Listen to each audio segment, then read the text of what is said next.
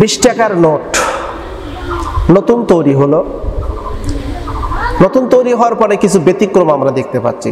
20 টাকার নোটের ভিতরে আপনারা দেখেছেন ইতিপূর্বে টাকায় ছিল একটা মসজিদের ছবি, 60 গম্বুজ মসজিদের ছবি।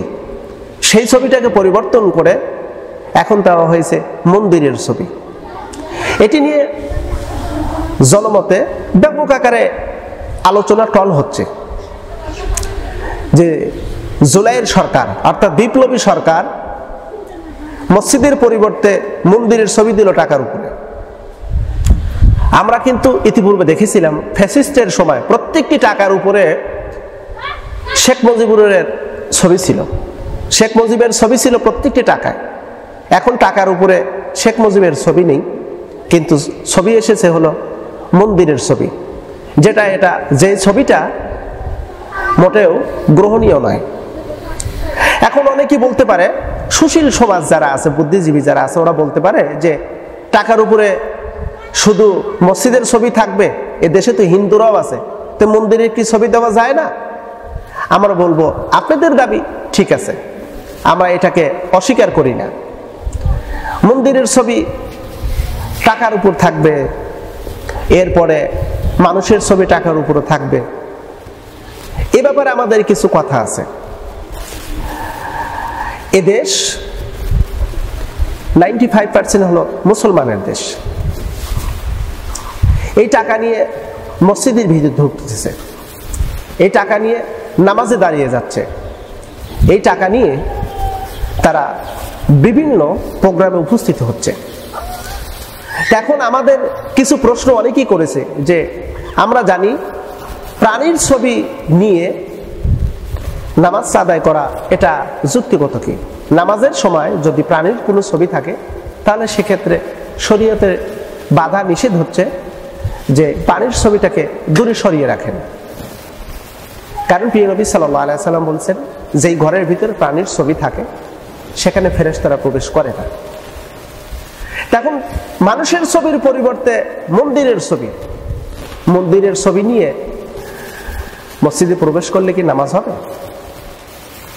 প্রশ্নটা কিন্তু এরকম, যেটা আমরা সোশ্যাল মিডিয়াতে দেখতে পাচ্ছি।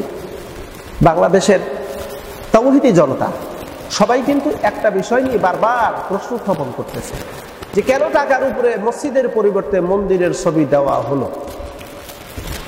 ইতিপূর্বে কিন্তু এরকম কোনো কথা আসেনি, বা টাকার উপরে যে মসজিদের ছবি ছিল তখন কিন্তু কোনো আমাদের দেশের পার্শ্ববর্তী হিন্দু ভাইরা, প্রতিবেশী হিন্দু ভাইরা, তারা কিন্তু কখনো প্রতিবাদ করেনি যে আমাদের মন্দিরের ছবি কেন দেওয়া হলো না।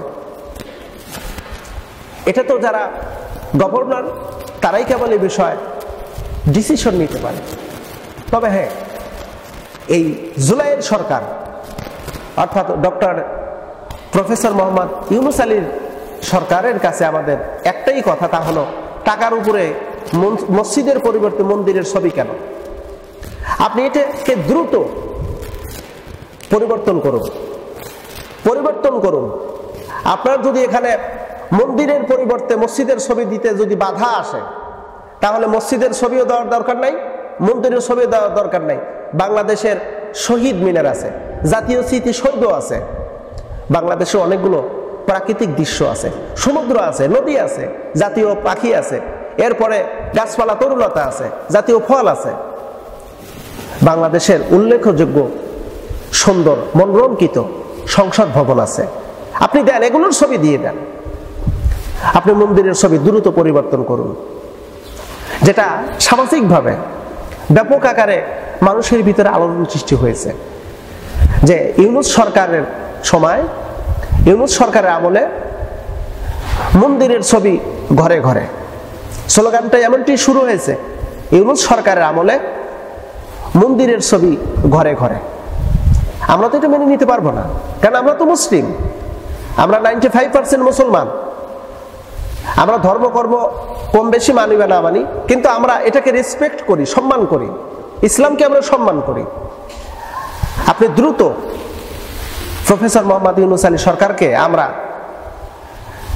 নিবেদনের সুরে বলতে পারি, এই 20 টাকার নোটের ভিতরে আপনি এই মন্দিরের ছবি পরিবর্তন করে মসজিদের ছবি যদি দেওয়া বাধা আসে তাহলে অন্য ছবি দেন, বাংলাদেশের প্রাকৃতিক সৌন্দর্য তুলে ধরেন।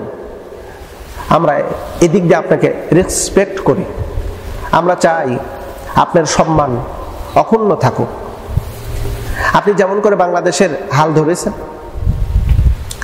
একটা পদদলিত একদম ধ্বংসের দ্বার প্রান্ত থেকে আপনি যেভাবে দেশটাকে তুলে এনেছেন, আর্থিক দিক দিয়ে সম্পূর্ণ স্বয়ং সম্পূর্ণ চতুর্দিক দিয়ে আপনি যেভাবে দেশকে এগিয়ে নিয়ে যাচ্ছেন, এদিক দিয়ে আপনার প্রশংসা